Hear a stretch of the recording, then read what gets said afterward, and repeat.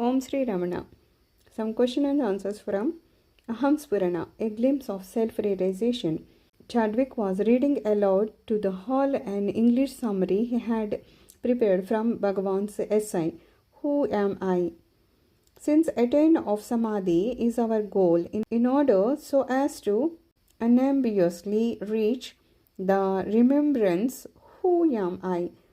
Should be held on to all the time. The means to so hold on is when other distracting thoughts arise, one is not to pursue them, but ought to inquire as to whom they have arisen.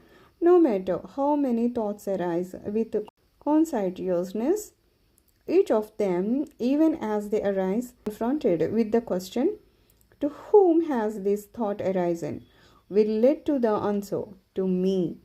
If one inquires, Who am I? The mind goes back to its source and the thought also subsides. As one continuously practices on the above lines, the power of the mind to stay in its source is intensified. When, in this manner, the mind stays submerged in the shining of the heart, the thought that serves as the foundation for or underlying substance of all thought, the I thought, is discovered to be false or incapable of existence and thus non-existent or mythical, and that which always is alone shines forth. So long as the discerning eye, that is, the mind, beholds impressions of objects, up until that time the before mentioned practice of self-enquiry is necessary to be employed.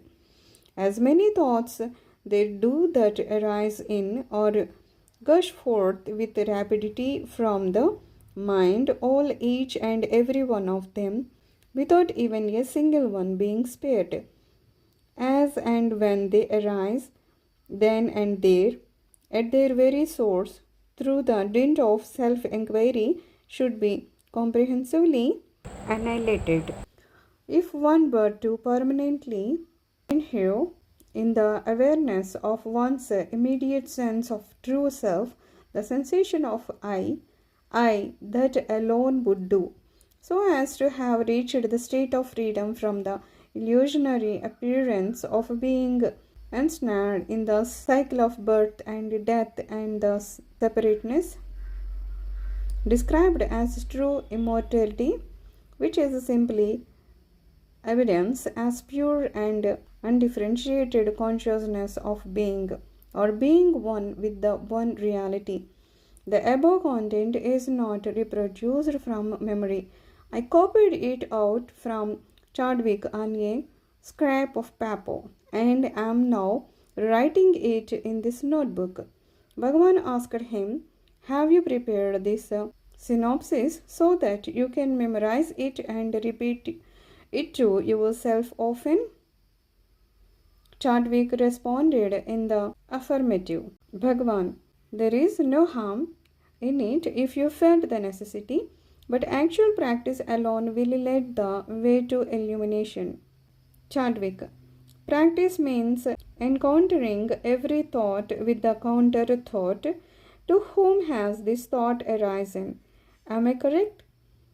Bhagavan, asking who am I should return the mind to its primordial nature of naked beingness, that is its purpose and goal. Chadwick, beingness or subjective awareness uncontaminated by thought is also a component of mind. It remains after asking who am I.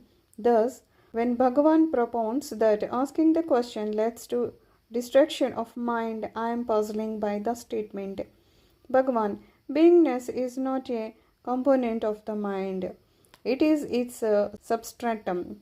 When that uncontaminated awareness remains so permanently, having once and for all lost of volition to spill itself over into the realm of thought, it is also destroyed, but you have no role in that final destruction, nor do you have any power to bring it about. It is left entirely to the beyond. Om Shanti.